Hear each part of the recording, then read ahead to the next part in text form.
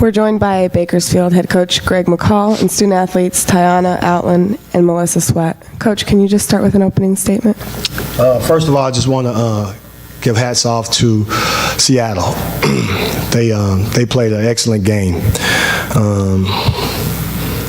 They did a lot of good things against us in their zone, and I think that kind of hurt us and set the tone on how they were going to play the rest of the way. And I think we fouled too much. If we could have got the flow of the game a little bit better without us fouling so much so early on in the second half, I think the outcome would have been a whole lot different. But just the nature of the game, and we have to accept that and just give hats off to Seattle.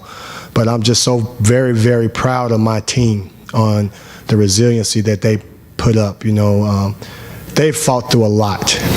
They fought through a lot of adversity from the beginning of this thing all the way through. The expectations for this program probably wasn't as high as everybody had hoped it to be from the beginning of this thing, but man, I believed in my team and they believed in me, and you see the outcome. I'm so very proud of them right now.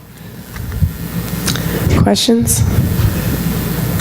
Coach, obviously the big goal would be to get to play for a tournament title. Just talk about the disappointment of coming up one game short of that.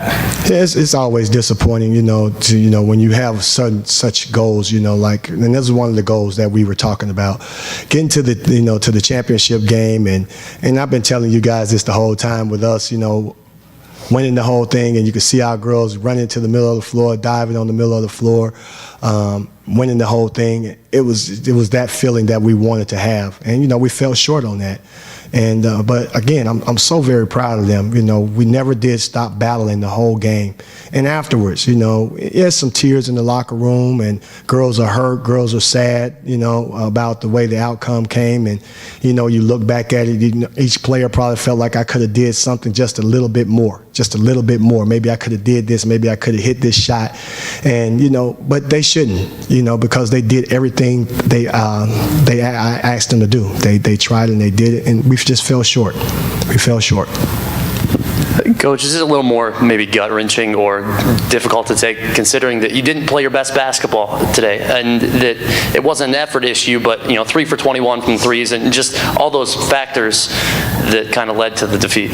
Yeah, one of the things we've been saying all year long, well, especially deep into the second half of the conference, is that offensively we got to have at least, for us to win games, we got to have at least 6 to 8 threes. In the first game we had right at 8, I believe, and then this game here we're at 3. So 3 more threes, who knows what would happen. That's our style of play.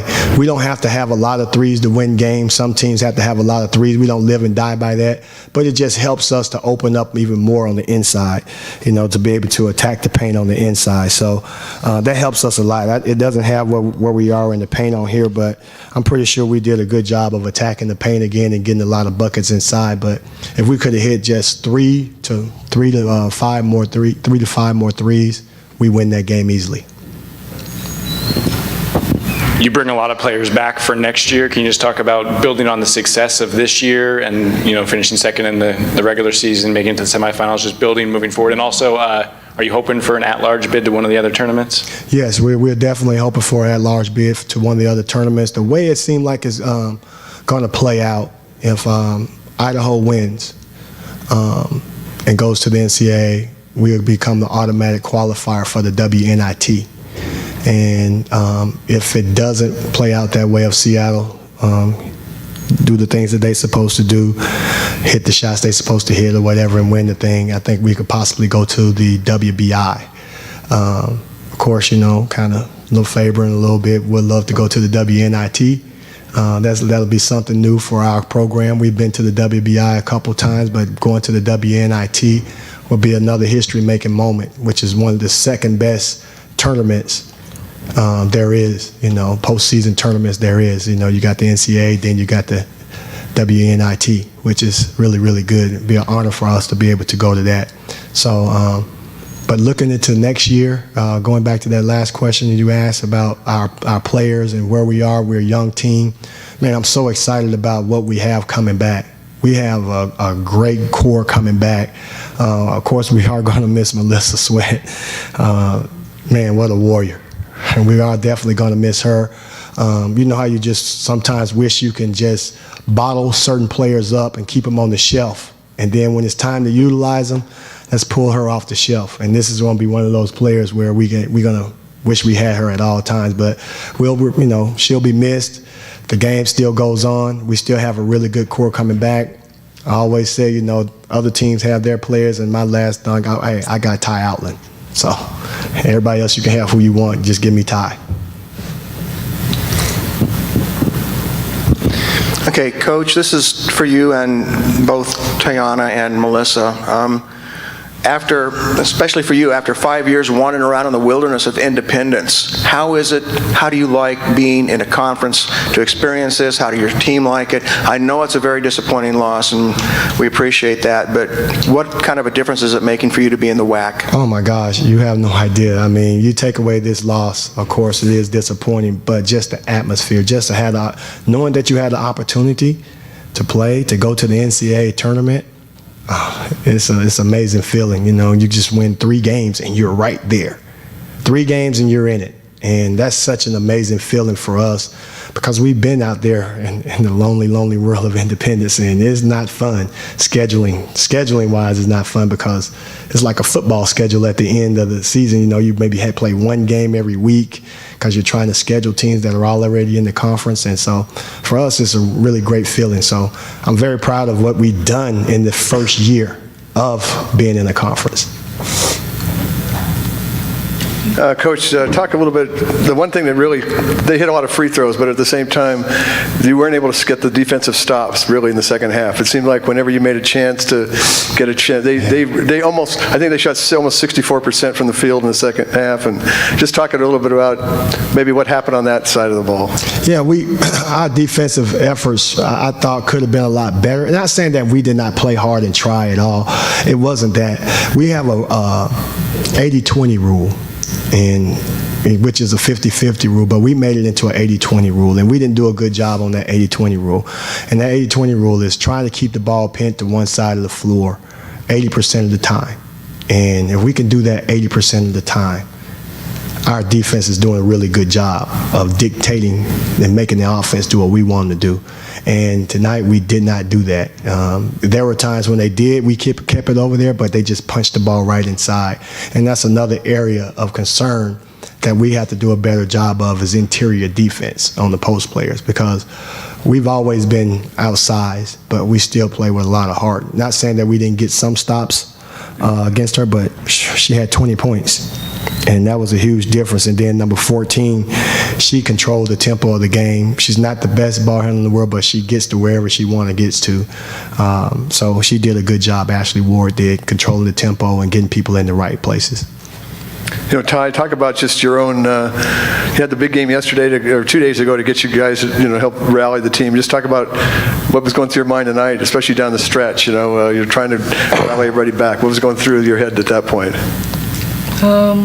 I just knew it would be I knew it would be a tough game coming in, but the whole time we just still believed, but we just didn't get the outcome that we wanted.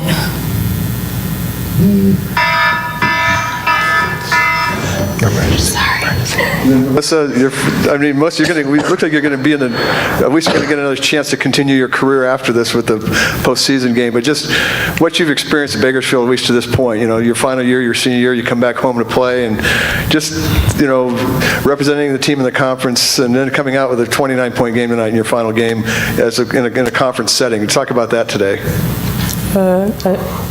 I liked coming back home and playing in front of my family and friends. Tonight's game,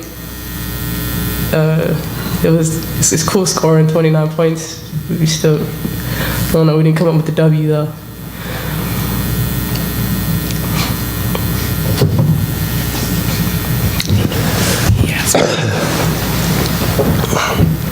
For the girls, can you just talk about kind of balancing the emotion of the disappointment of the season, or this part of the season coming to an end, but being proud of what you guys were able to accomplish? What are you feeling right now?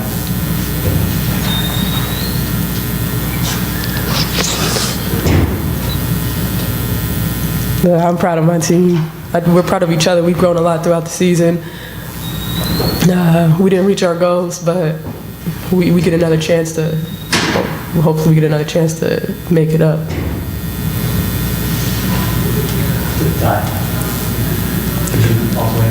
I agree with Melissa, pretty much.